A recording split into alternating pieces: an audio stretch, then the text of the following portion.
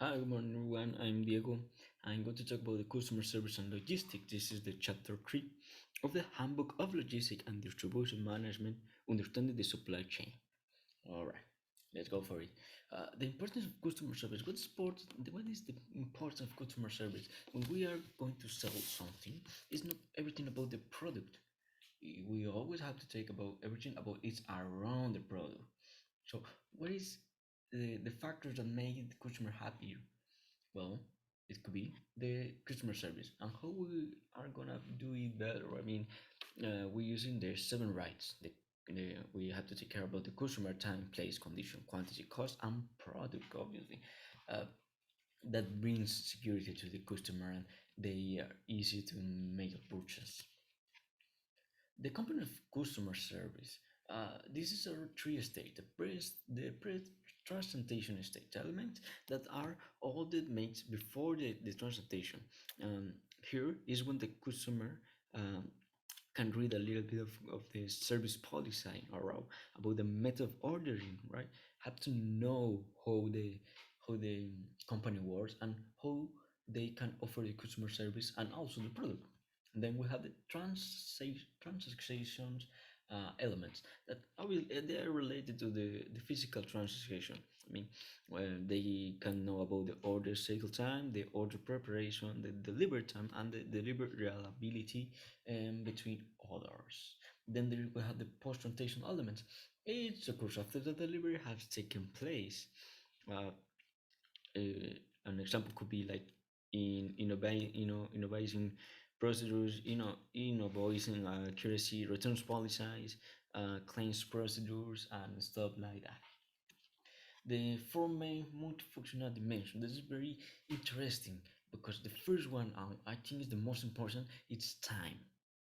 Usually, order fulfillment cycle time. What's the cycle time? Can you ask yourself what the cycle time is here? Total order of cycle time is the time from order the recipe to the final delivery to the customer. You have to take all the placing in here on the order of this placing at this way, since order to entry, allocate for picking, actual picking, the dispatch from the depot, and then time from dispatch from the pot to delivery to customer, because all these are process and the process needs time. The second of the four main multifunctional dimension are the dependability. In other words, it is quality. I mean, obviously, if you order something, you want it the best quality as you order. And the number three is communication. It is the ease of order taking or effective requires response. You have to be in communication with your client your client needs it, your customer needs it. Um, and then the flexibility. You have to be able to make um, any difference, to solve any circumstance when the consumer are changing their needs. What happens if they don't want the product right now? What happens if they want to change the color of your product? That you have to be flexible. We have two conceptual models for service quality.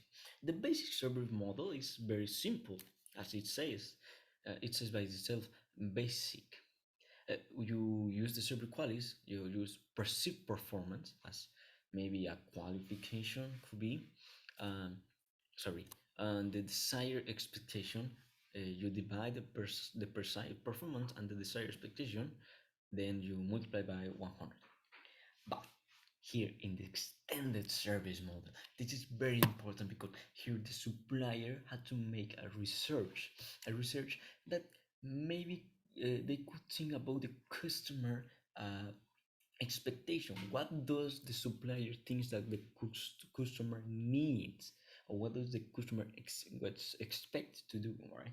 So if they do a very good research, if they do a very good interview with the people who are really want to share, the service quality standard and specification are gonna be um, located in here. And then the certain communication to customer, it's as we say in communication here, and then the performance. then the customer makes the expected service and the perceived service, and that's what we can, how do you say, um, make this conceptual model of service quality. Then developing a customer service policy. This is very easy.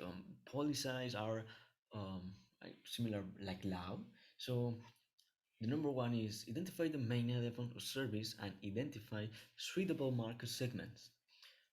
Number two is determine the relative significance of each service element.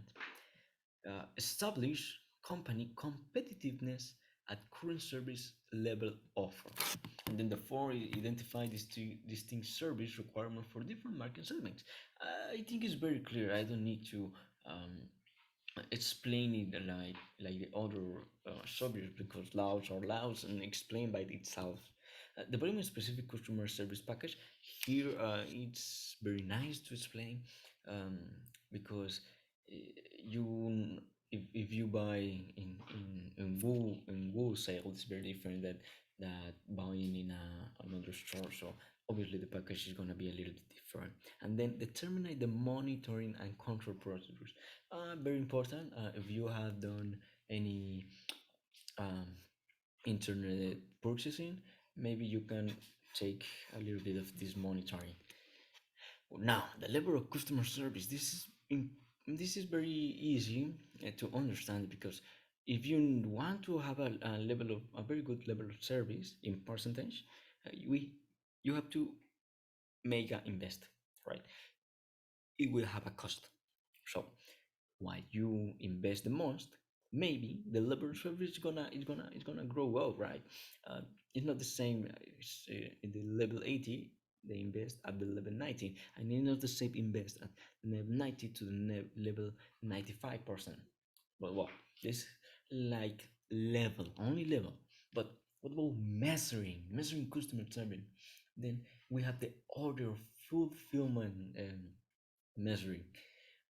What does work? Well, it's very similar as counting. Uh, I have the example. The number of orders completed is satisfied, and the value of the order completed. What do you take as a value as order completed, and what do you take as a value as order completed satisfied? It's just like counting how much do you have. But here, the perfect order, that makes the difference. It really is, you really approach a formula. The perfect order fulfillment is the number of perfect orders divided of with by the total number of orders. Then you multiply by 100%. That makes you a specific data, and it's very well to um, performance in your measuring customer service. And we have the customer service explosion. Uh, well, we this is how to approach better in the future. I think nowadays we can do it, but this is how to performance better in the service customer service. And we have the growing professionalism of voyeurs. Obviously, as a client, um, very customers know and want support about the product. No, right? They want to have communication and want to the companies respect the laws, right? Then the diminution of brand loyalty. Okay, we are like very fast moving about that, and we have to have the ability that enough product that is the vital factor, right? And then the markets have become increasingly service sensitive.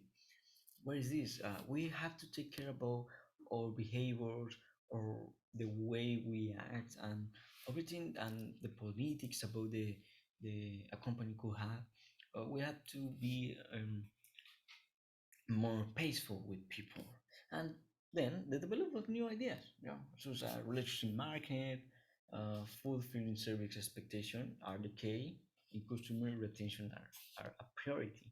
Uh, there is gonna be a new how do you say, a new performance in the customer service with this new idea. Well, this is all about the chapter 3. I hope you are understand. Yeah, I hope you understood everything about this. and you can leave your comments. Don't worry. I have to thank you for all the time and all the the what do you say, all the time and everything that you did for watch this video. I am Diego, and I am very thankful that you paid attention.